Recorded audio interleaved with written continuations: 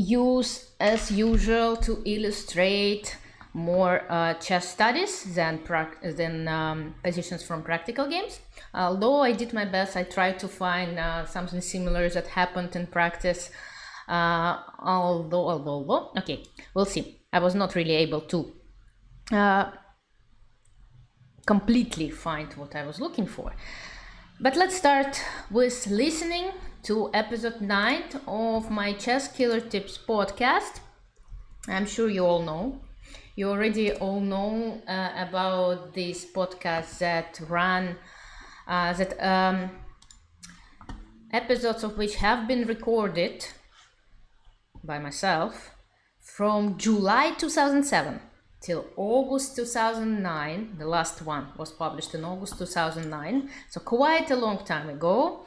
And now, thanks to the modern technology, we're re-listening to them once in a while together and analyze in more details the main motive of each podcast that is being discussed in that particular podcast. Okay, so let's get moving. About your question, yes, that's me on the cover of this preview. It's also been a while ago. I think that's the 4th of 2005. So quite a long time ago. Time flies. Yeah, I know. Okay, let's listen to episode number 9, and then we'll go from there. Welcome to Chess Killer Tips, brought to you by ChessQueen.com. Here's your host, Alexandra Kosteniuk. This is a study from the Book of Salver, 1604. White plays and wins. You can press pause now and think about this position for as long as you need. I'll be back at the end of the music.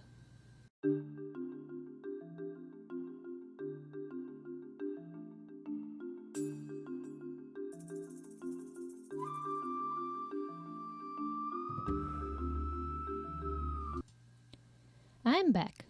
In this position, white wins after playing rook a1. Black has to take on a1, king takes a1, and after king c2, black is in Zugzwang. He has to play g5.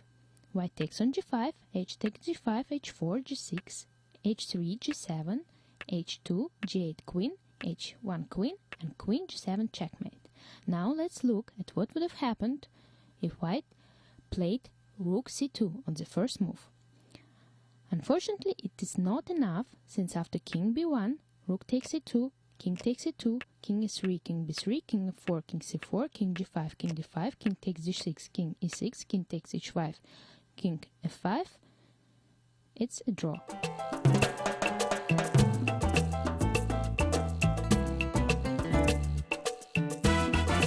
To improve at chess, try solving these kind of positions in your mind without moving the pieces on the chessboard. This will develop your ability to visualize the board as well as your calculation skills.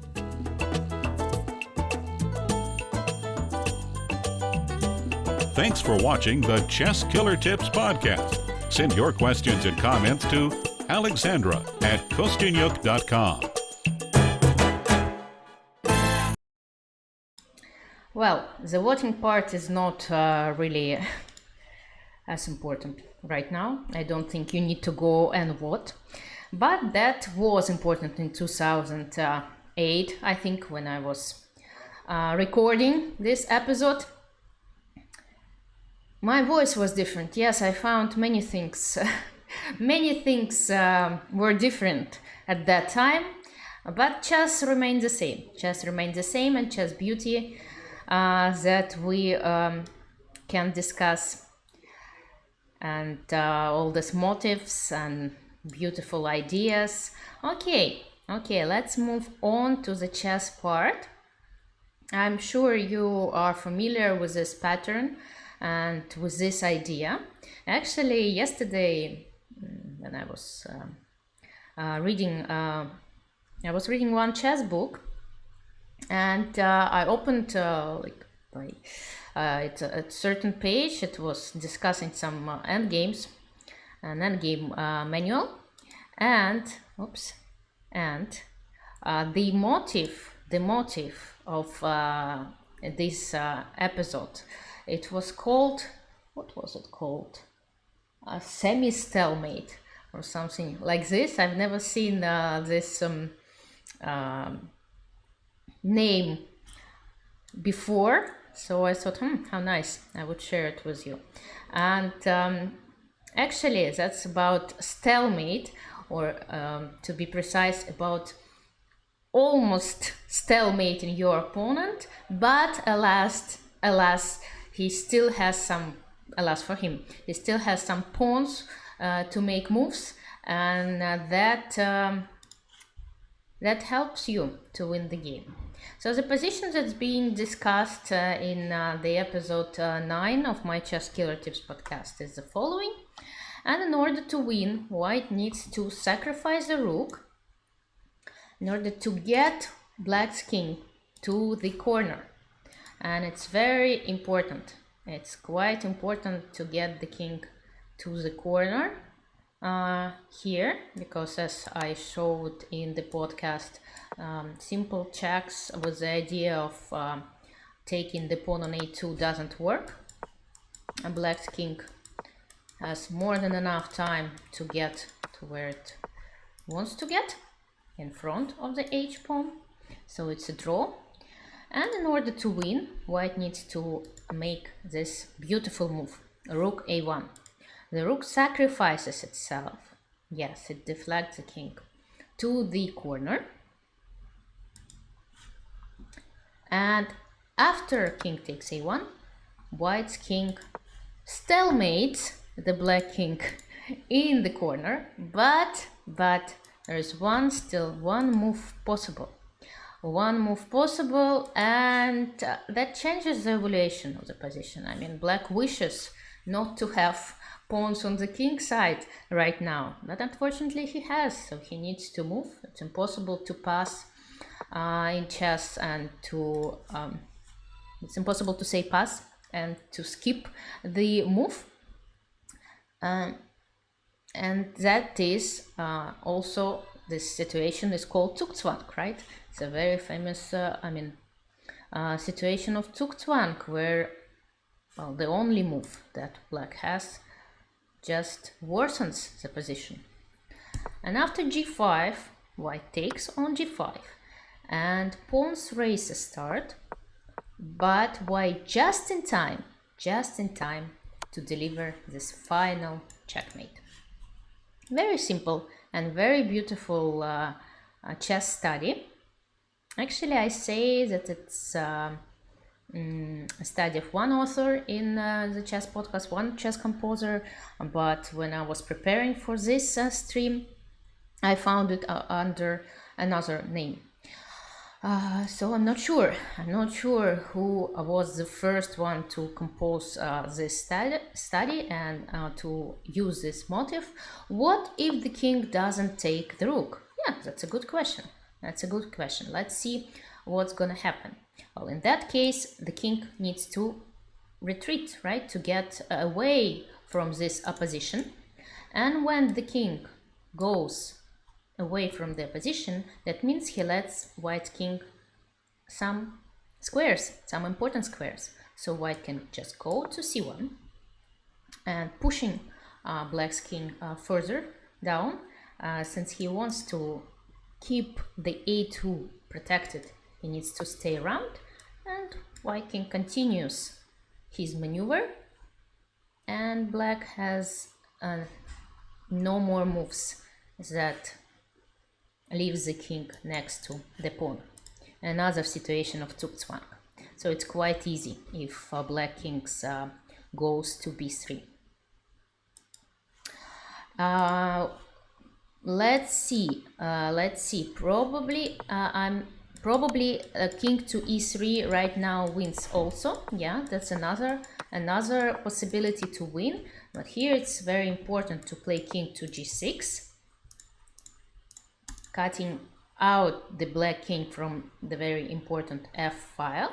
And here you need to continue with king to g7, because as you may know, and I'm sure, well, I hope you know, that when the weaker side is trying to make a draw against the side pawn, the king is supposed to get to this square. This square is a critical square in this kind of endgames. So if black manages to get to f8, of course, before the pawn gets to h7 and gets promoted, then it's going to be a draw. In order not to let black make a draw, white needs to stop the king from going to f8.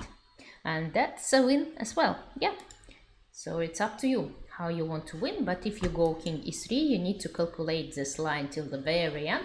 And you need to make sure that your king just in time, not to let black king go to f8. I find king c1 a little bit easier, because you don't sacrifice here, and sacrifices are nice, but if they are not needed, they are not needed. It's better to avoid them if they are not needed, because if you miscalculate, that might happen, believe me or not, you just end up in a drawn position instead of simply winning without any calculations. Right. Going with the king to the king side, we already checked it. That doesn't work. You can re-watch the beginning of the stream, so I don't get back to discussing the same line over and over again, since I prepared a few more beautiful studies for us to go through. And let's see. That's a study by Del Rio. It's a little bit more complicated, but it uses the same idea of stalemating the black king in the corner while black still has some pawns, pawns moves. Let's analyze this one, although it's a little bit more tricky. Well, black threatens to promote the pawn into a queen, so white needs to do something about it. It doesn't really matter with what move. To start, rook g6 check is more precise, because if you play rook to h6, you still have this winning continuation, but you'll need to get back to it. So you're wasting one move. So rook g6 is the shortest, it's the shortcut to the win. The idea here is that if the king goes to h3, white has king to f2 idea. That's a drawback of the side pawn. h1 knight doesn't save black anymore, because on king to f3, well, and here there are still pawns on the board, so white will be able not only win the knight, which is very unfortunately misplaced in the corner, but also he can just win the pawns and promote the b pawn. So king to h3 doesn't work. King f3 should be played. The idea after rook h6 to go to g2, and here in order to win, white needs to find this check, and king f3 back to this position. And here a very nice and not so often seen idea, I think, in chess theory. Rook to f6 check, surprisingly, king to g2. Normally, of course, this maneuver would not work if the pawns were not there, but they are here, and that changes the situation a lot. Rook to f2, another check. King to g3 or to g1, it doesn't really change a lot. Rook to f1 in any case. And after king g2, we have this position, and with the motive we're discussing today, we're focusing on today, and that's a motive of stalemating the black king in the corner while some other moves are still allowed. Yes, rook h1, that's right, rook h1, king takes h1, and here sometimes it matters, sometimes it doesn't matter, but you better make sure before you make your next move where do you place your king. In this particular situation, as I said, it doesn't matter. You can play king f1 or king f2. It will lead to winning. But yes, sometimes it's better to put it on f2 just in case white's pawn promotes with a check, to stay out of check. Although sometimes you really need to put it on f1, so it depends on the exact position, and we'll see later on that it's quite important before you make your move to calculate till the very end and then make your decision based on the lines, on the variations that you calculated. That's actually a very useful skill when playing a chess game. Before making your move, calculate some lines and make your next move based on the lines, on the moves that you calculated. So yeah, here it doesn't matter because white is just ahead of black, and they do promote the queen with a check. So we can get back and see that even with the king on f1, black just doesn't have time to promote his pawn with a check. It's a checkmate. Actually, no, I didn't have this position in practice. And as I said at the beginning of the podcast, I tried to find some practical games where white or black used the same idea. I wasn't able to. So if any viewers know some practical games that used this idea, I will be I will appreciate very much if you let us know in the chat the names of the players, so I can search it up and we can have a look on the board. Okay, let's go. And we are going, I wanted to this position, yeah. We are going to the next position. And again, if white wants to win here, they need to find this very strong move that kind of forces black's king into the corner, and white king is just waiting for it to close the cage. And make the black king suffer in this cage, in this corner cage. Rook to a1. Okay, the beginning of this study, it doesn't really matter with what move you start, so I prefer to show this position is from this move, because it's just the only move for white that wins, which is rook to a1.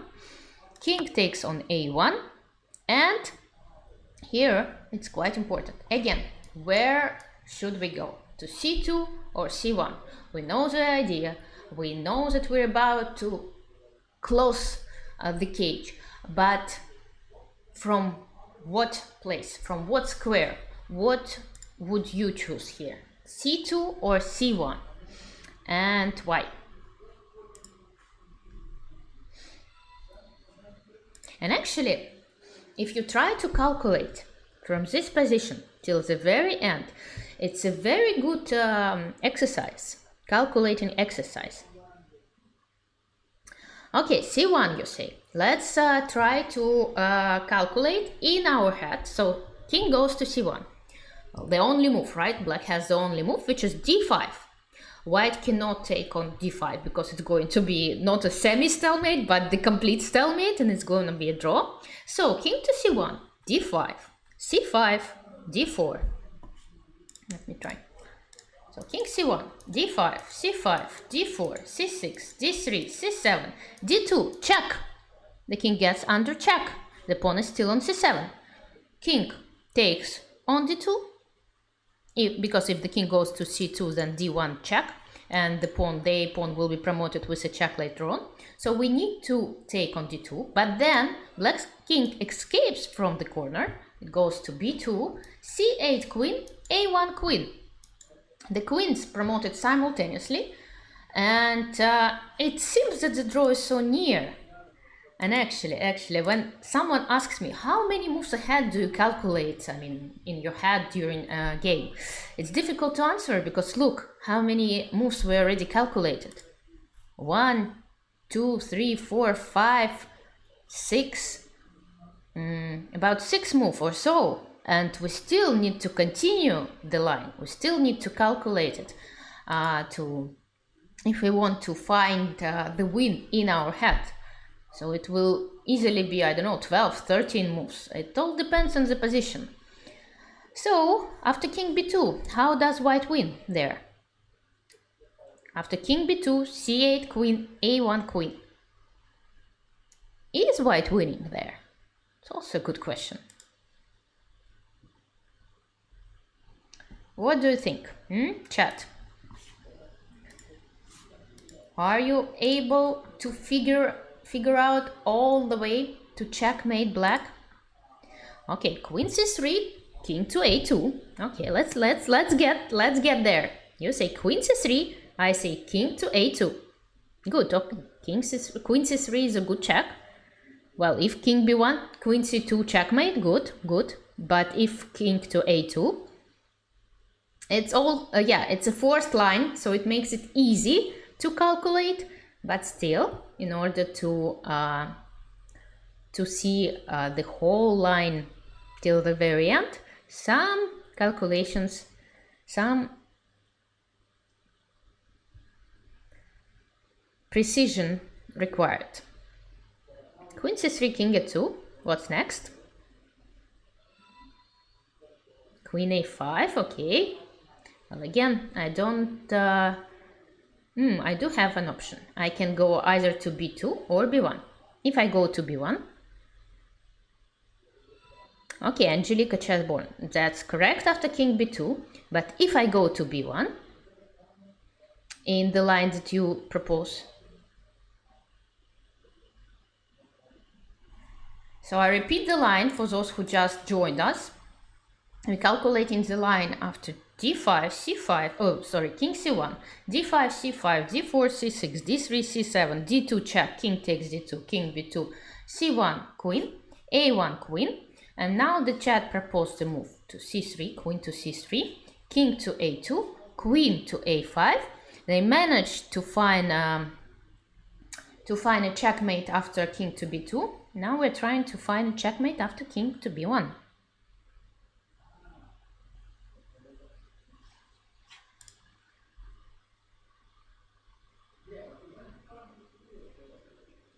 When you calculate the line, you should make an effort to find also the best way for your opponent to play. He doesn't want to go to b2 and get checkmated after queen b4 and king to c2. So if there are two moves to calculate for your opponent, you should make sure to calculate both and see how you win both times in both lines. How you get your queen to e4 then? If your queen is on c3,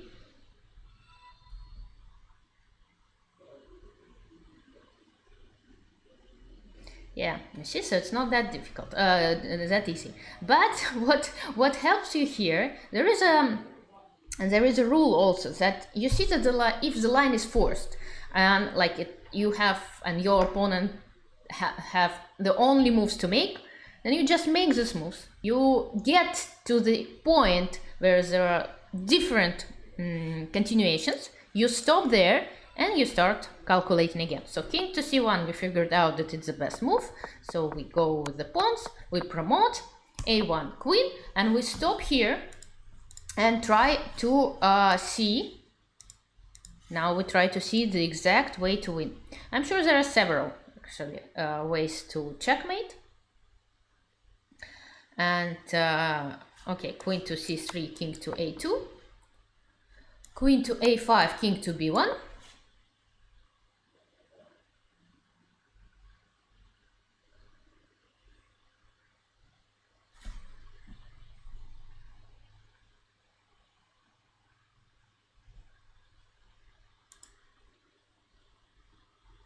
and queen to f5, I go to a2. So somehow, yeah, you just need to force black's king to go to b2, right?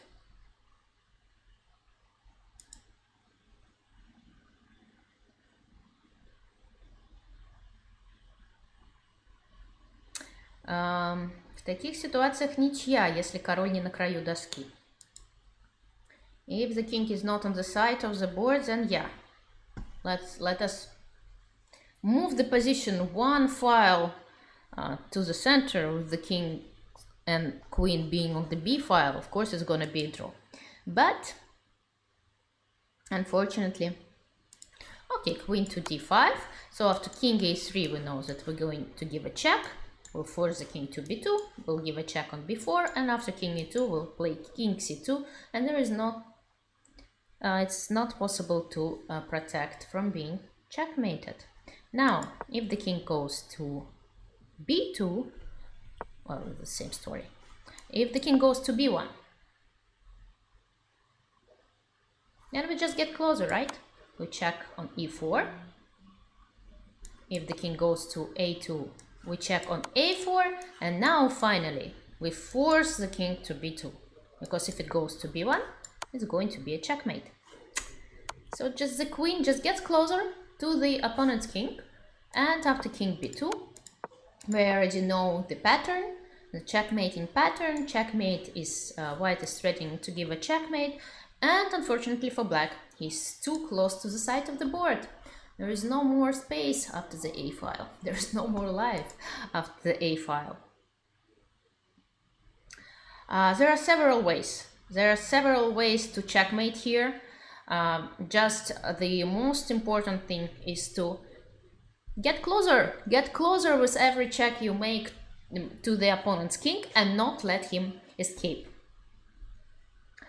Does queen b8 work or not after queen's promotion? I am sure you'll be able to check it yourself, but I think we got the idea how to win here in this study. Another very beautiful study of sacrificing the rook in order to get opponent's king to the corner, and we shall move on. I want to show you a few more beautiful studies. Just a second. A few more beautiful studies. This is the study of Pagassian's. White plays a win, and here's the same idea of stalemating king in the corner is required in order to win. But in this particular case, this idea is connected with the bishop on a8, X-raying the king and all the big diagonal, and another idea of Zugzwang. If black's bishop retreats from b8, white's pawn is able to get promoted with a deadly check. With a deadly check.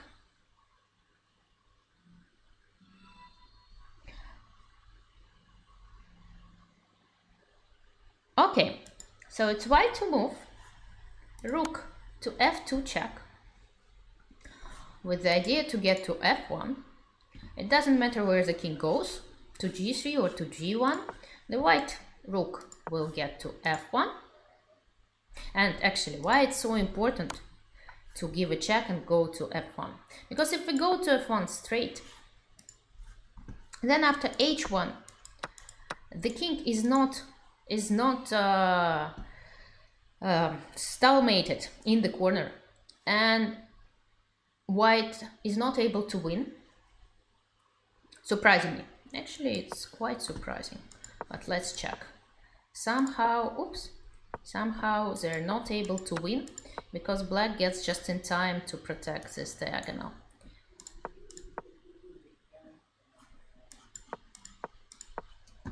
King to e7, king to d8, and it's not possible to make any progress. Black just keeps waiting and then sacrifices the bishop for one pawn and for another pawn.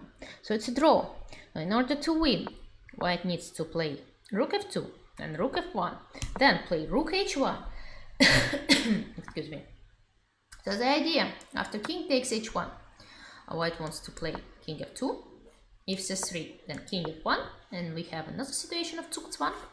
Black needs to retreat the bishop from the b8 square, and here comes a checkmate. If black gives a check, well, I can go to f1, even king takes h3 wins here, of course. But like this, white wins a little bit faster. So black can try to be a little bit more stubborn and play c3. Now, will you be able to find a winning maneuver for white? How does white force black to take on h1? How do they pass on the move to black? Using another quite very important motif actually in endgames, which is called triangulation. White needs to lose time.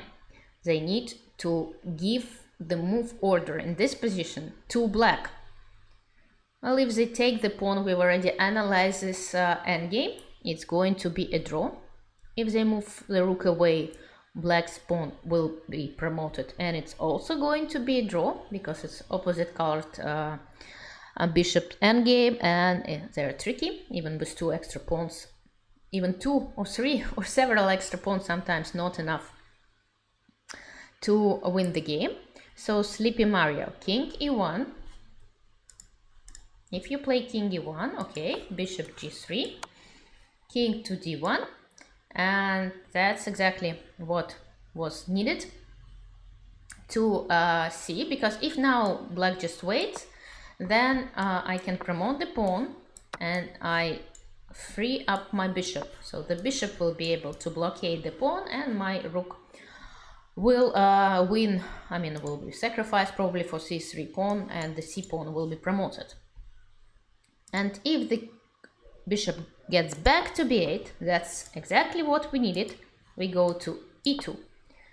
And look, like the maneuver of the white king looks like a triangle. So this is called triangulation, and sometimes it's like the only way to win. It's to give the move order to your opponent. It's like saying pass, which is not usually allowed, but you find the way to say pass. And here white makes this famous triangle maneuver, and now it's black to move. It's black to move, and black is in Zugzwang. We've already analyzed in the first position what might happen after king to g3, king to f1. Black is losing their position, and so white is pushing the king away from the h2 pawn, getting the king closer to the h1 square, and thus freeing the rook and let it go and win the game. If black takes the rook on h1, here comes final but very important moment. Where to go with your king? To f2 or to f1? Только меня не Наталья зовут. Как-то меня по-разному называют. Как меня только не называли. Но я не Наталья. Well, I try to solve studies and puzzles over a real chessboard, which is located next to me. And sometimes I do try to solve them, putting them on the real board. Okay, king to f1, that's quite important, because if you go queen f2, then you will not be able to use the same triangulation maneuver anymore, and it's going to be a draw. You will not be able to lose this tempo, because if you go to the e file, then the king will escape and you're gonna lose. So yeah, precision is required till the very end, and here you need to play king f1. Quite a simple move, not to get under check, but black is in Zugzwang. He needs to move the bishop away from the b8 square, and it doesn't matter where the bishop goes, the pawn will be promoted. What's more important, it's not the newly born queen, but the check that white's bishop gives to the black king. Actually, it's not a check, it's a checkmate. Yes, it's a checkmate, indeed. Ай, сколько у меня троллей. Я иногда понимаю, почему по-русски люди не любят стримить. Okay, let's get moving. I also prepared some of the Paul Banco studies for you. This one is quite simple. We've already seen very similar endgame with the pawn on moved to one, shifted one file to the side, and rook to h1, king to b2, rook to a1. Very familiar to us pattern already. King takes a1, and here it's quite important to go to c2, because if we go to c1, black's pawn will be promoted with a check, and this check is not what we need. So white needs to go to c2, and after e5, pawns races start. After e1 queen, black will just get checkmated, and if black promotes to a knight, very nice way of under promotion, but it just doesn't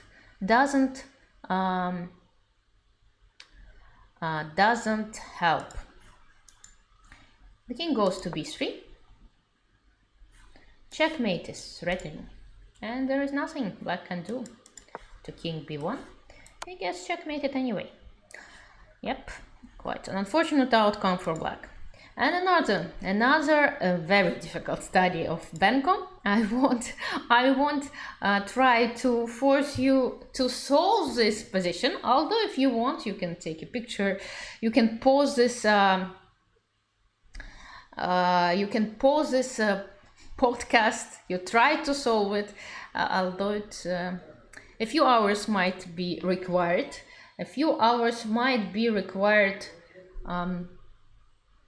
To make it happen, to tell you the truth. g4 is the right way to continue. King goes to b2, and here the tricky part comes. Rook a1 is the right idea, but at the wrong moment, since right now white is not winning after rook a1, because black plays h6, stops the pawn, and then they can try to move with the king. Black waits for a very precise moment to happen when white king will be on c1 and play h5.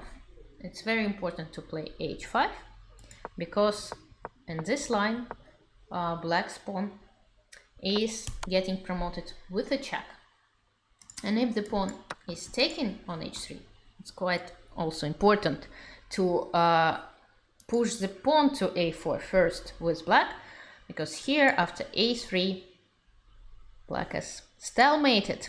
No more pawns left, no more extra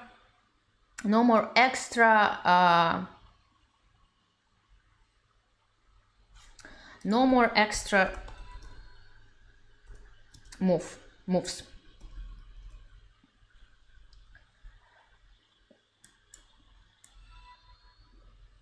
And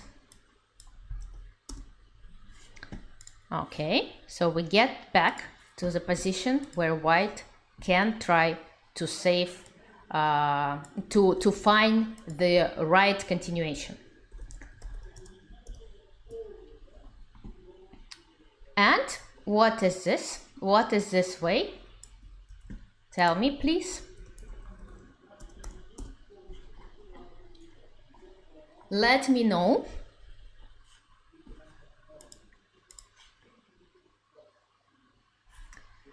This is rook to f2 check, a very important move. Now king to b1, unfortunately for black, loses because of this pawn on a6. Why? Because after king to c3, a1 queen, king to b3, there is no way for black to protect the f1 square. If the pawn would not be on a6, then queen a6 would have been possible. But now the pawn, unfortunately, the pawn is on a6. And that's it. That's it. So king b1 cannot be played.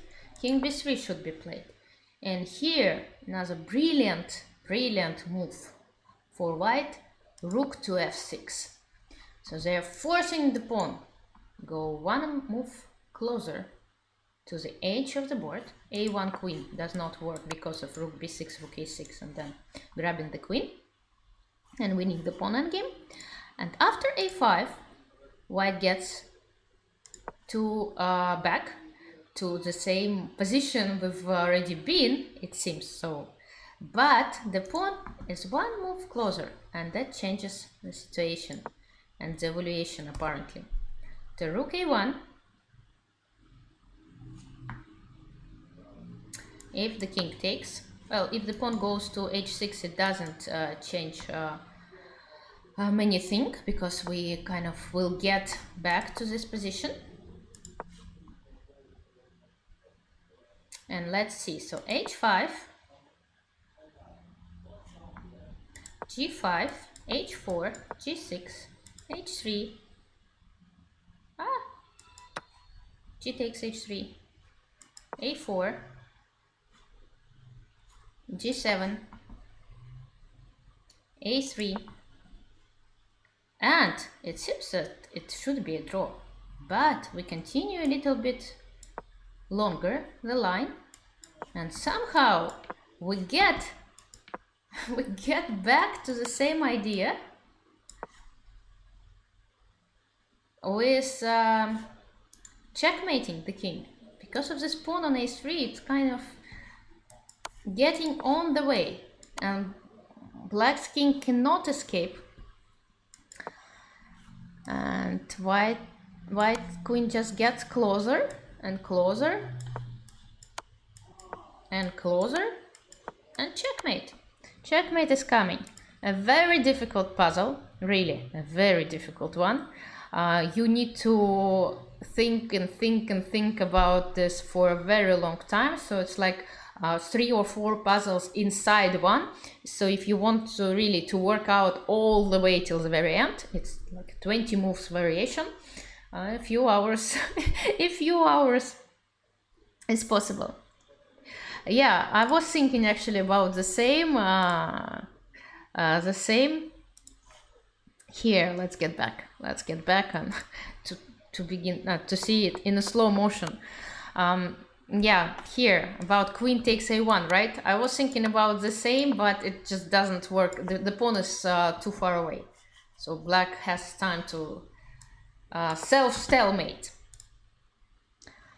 And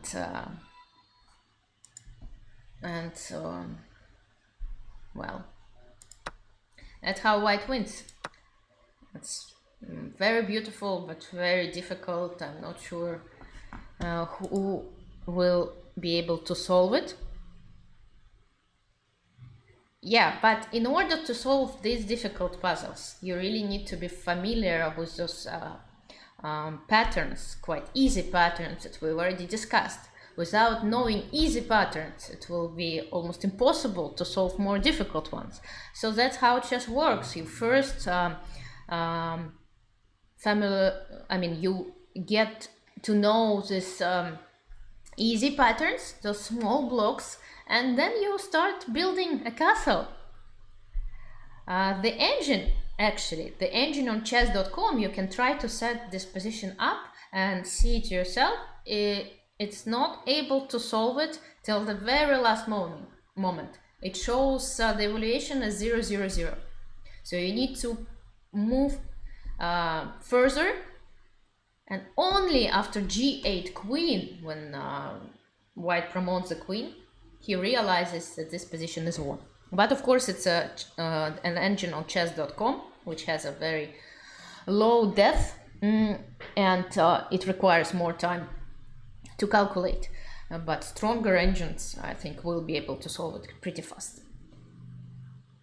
Yeah, exactly. Like everything else you do in life, it's hard to expect you being able to solve difficult problems without solving easy ones. Yes, table base can be used, but for the moment only 7 pieces that table bases are possible. And after rook a1, king takes a1, yeah, it's possible. But before that, in this position, unfortunately, it's not possible to use table bases, 1 extra piece is on the board. So you need to find all the way till rook a1 and king takes a1 to be able to use the modern table bases. Okay, let's get moving. And I also wanted to show you some very simple positions where the bishop is sacrificed on the in the corner. And I'm sure you've seen some studies like this. The idea is similar, just to stop the pawn from promoting and to force the black king, blockade the pawn and get him to the corner. And here again, quite an important decision where to go with the king. We go to c2 this time, and white takes, promotes, and unfortunately the king is too close to the edge of the board, so queen c2 is possible with a checkmate. A very easy, very nice study by Stama. Same study by Del Rio. White plays and wins. Спасибо за пожелание. Пытаемся хороший стрим устроить. Pawn endgames are very hard. They're very hard. Well, endgames in general are quite hard. Pawn games are very hard because really very so much precision is required. You cannot just make a move well because it seems to be a good one. You really need to calculate till the very end, and sometimes it's very hard to do. Yes, they're very complicated, they're very complex, but it's a good training exercise. Usually pawns endgames are a very good calculation exercise. If you're looking for some calculation exercises to go into pawn endgames, there are some books actually that have been published exactly focused on this topic. So like training your calculation skills with pawn endgames, something like this. Yeah, this one is not very difficult. Bishop f3 indeed. It's a check. King goes to g1 and bishop h1. And unfortunately for black, the king gets stalemated. Here again, a very important decision where to go with the king, to f2 or f1. The king should step to f1 in order to get under check as late as possible and give white pawn more time to get to the 8th rank. After e2, white gets the pawn, and we have a similar position that we've already seen, just on the other side of the board. White's queen just gets closer to black's king and checkmate. Checkmate black like this. Quite an easy one. It's an easy one, very similar to the one we've seen. The only difference that it's not the rook that being sacrificed in the corner, but the bishop. So h3 seizure, probably you are going to find some good problems to train your calculation skills. Does chess help to solve problems easier in real life? Oof, I'm not sure about that, Elthron. I'm not sure. That's a tricky question. Of course, there are some lessons to learn from the game of chess that can be applied to life in general, but I think you know that and understand that life is so much important. I mean, it's so much more complex and difficult, and the same rules don't usually, not everything is played by the same rules by everyone compared to chess. But yes, we can draw some parallels if we really want to, and there are good h3 seizure, thank you so much for subscribing, and there are good books actually that have been written, analyzing these parallels and discussing these parallels, I'm sure you've all known or heard or read these books. I have three books that comes to my mind immediately. Let me try to find it on Amazon, and I'm gonna send the link to them. The one by Bruce Pandolfini, Every move must have a purpose, right? It's called, I think. Yeah, I liked it when I read it a while ago. It's a book of 2003. So Every move must have a purpose. That's the one. Then a book by Garry Kasparov, How Chess Imitates Life, I believe it's called. How life. Okay, okay, vice versa. How life imitates chess. That's another one to read. And the third one that I read recently, it's by Jonathan Rosen. How is it called? The Moves That Matter. Also quite interesting. And you can have a look and read it. I'm sure there are many more like this, but this books, I think, is a good start if you are looking for these parallels between chess and life. Okay, I made my best. I tried to find some positions from practical games, because I know that my viewers asked me to show not only studies, but actually practical games that these patterns happened, and one of the site tried to use them. I wasn't really able to find like the exact same pattern, but very similar. That's one game between two not very known players, but nevertheless White has a huge advantage. But there is just one move that wins here, and I think you'll be able to find this move after analyzing all those studies before. Yeah, exactly, Sleepy Mario. You see that it's quite easy. Okay, the sacrifices can be done in a little bit different situation, on a little bit different square, but nevertheless,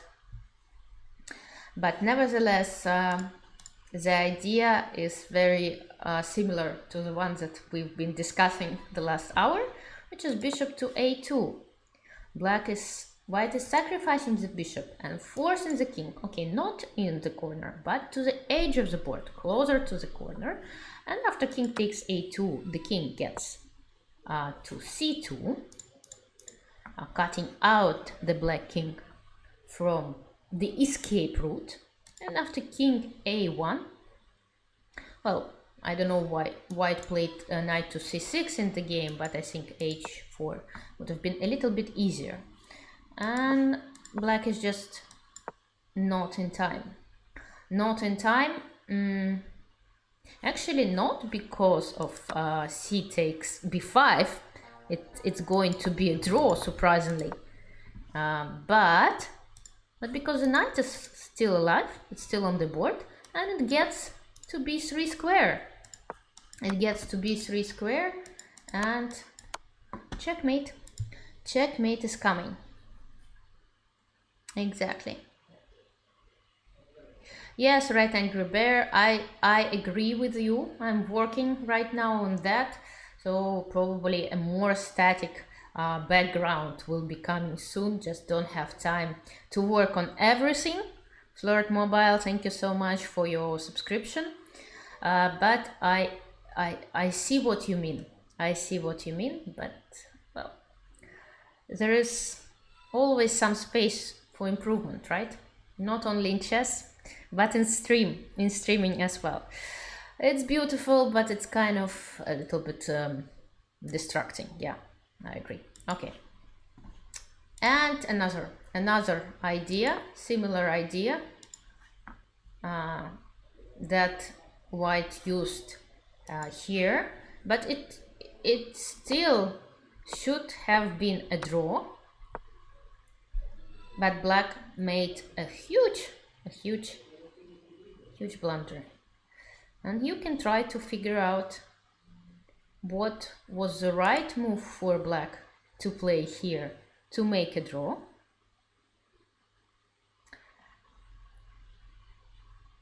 It's, by the way, quite a good calculating exercise.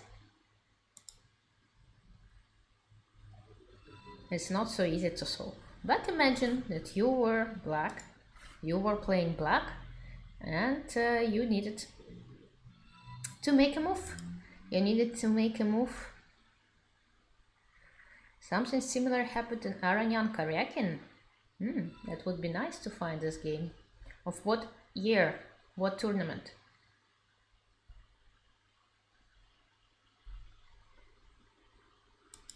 Yeah, here b5 needs to be played. After b3, a5 is the way, and c4 indeed is losing because of a4. Nice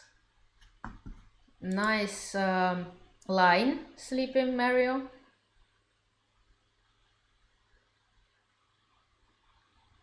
I'll have a look. I'll have a look at this Aranyan Karyakin. You don't remember what year was it?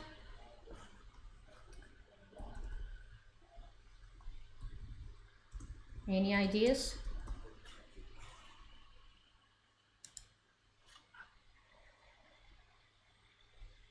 I'll try to have a look. But similar ideas with like an attempt to stop the passed pawn. The passed side pawn can of course be seen quite often, especially when the knight goes to a1. Aranyan Karyakin, let me see. Aranyan Karyakin.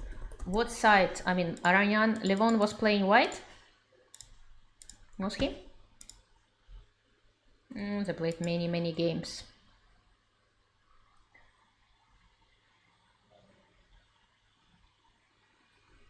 Yeah, so if we're getting, I'll just put the position so you can think over.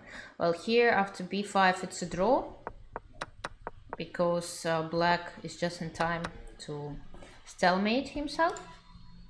And in the game a5 was played. A very bad move, indeed. Quite a bad move. Let me check. Maybe I will get lucky. There was a bishop, you say. There was a draw in the game of Aranyan and Karyakin.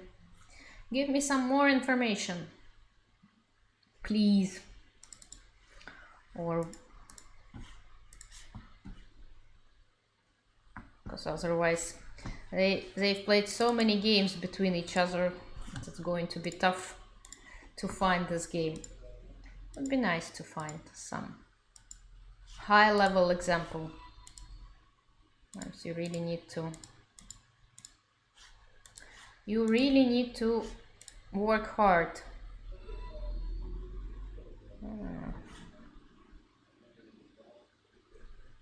This one. You really need to work hard for that. You don't remember the year, don't remember what color. No, I think I won't be able to find it straight away, unfortunately. Look at all the games. Okay, but some more information is required about practical, I mean, at least with what color, who played with what color. Then I might try to find it, but right now it just don't seem to. It doesn't seem to be possible. But anyway, that's okay. That's already a good that you recognize something. Okay, a5 here was losing because of a4, and here king to g3, forcing the pawn to h2, and back to f2. And now the king is stalemated in the corner, but black Black still has some moves with this b pawn. And when it goes forward, white just in time to checkmate the opponent. So it does happen, maybe not so often, but in practical games as well. 2018. Let's check. 2018. Aranyana Karyakin 2018. There shouldn't be that many games between these two. Also, still quite a few. Still quite a few games. One from Berlin candidates. Quite an interesting endgame, but the rook endgame. Stavanger. Okay, Stavanger was a short one.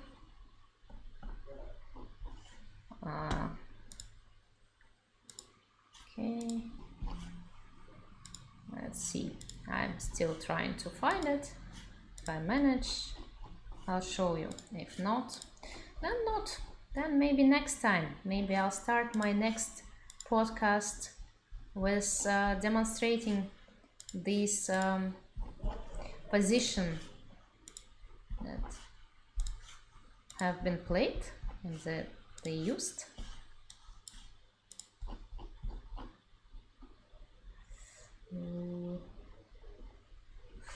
Well, I don't know. No. Why can't they games? Why can't they games? Why can't they?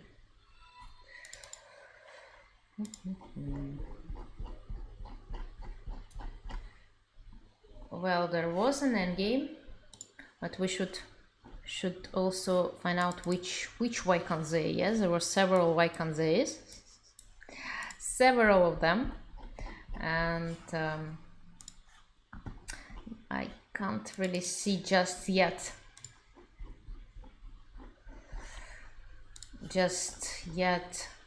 which one should work. But anyway, as I already said, I think we'll manage next time. If you find it in my next streams, you can let me know, and I'll prepare.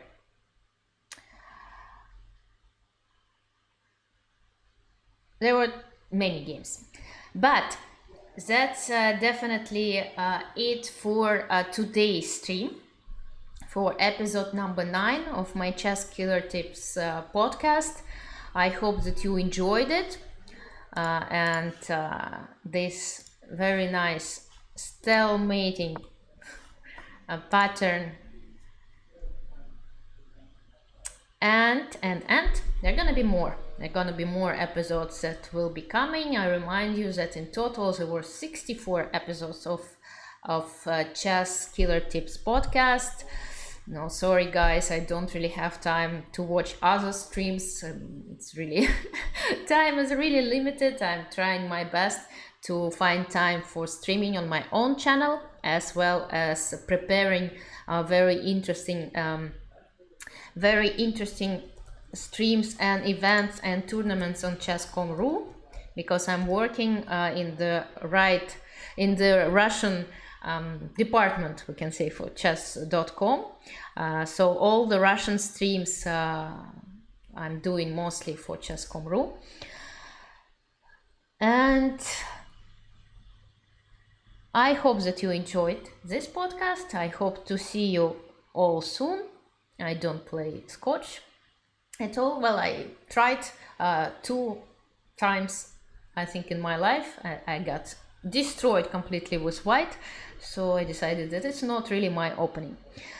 Okay guys, take care. I'm going to wrap up for now, for today. I hope that you enjoyed my stream. If you want to see the schedule of my coming stream, I do suggest you to join my Discord server. I make my best to publish the schedule for the coming week over there, and it's going to be a very interesting hand and brain chess match this Thursday, so make sure to pass by. I think you're gonna enjoy it. And let me see who is streaming right now, so I can send the raid to this channel, so you can hashtag chess. Okay, hashtag chess. I'm going to rate to hashtag chess. Take care, guys. I see some of you probably tonight for Title Tuesday. I'm going to play and stream as usual. It's gonna be less talking, more playing, but come pass by anyway. I hope you're going to enjoy watching me play as well. Take care, all the best, stay well, be well, play chess. Title Tuesday starts at 7 p.m. Central European Time, as always. Bye, take care, see you soon.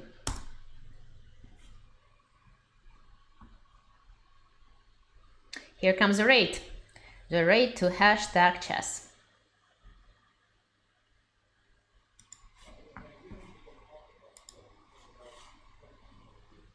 I got a Red Bull. Let's get that ASMR going.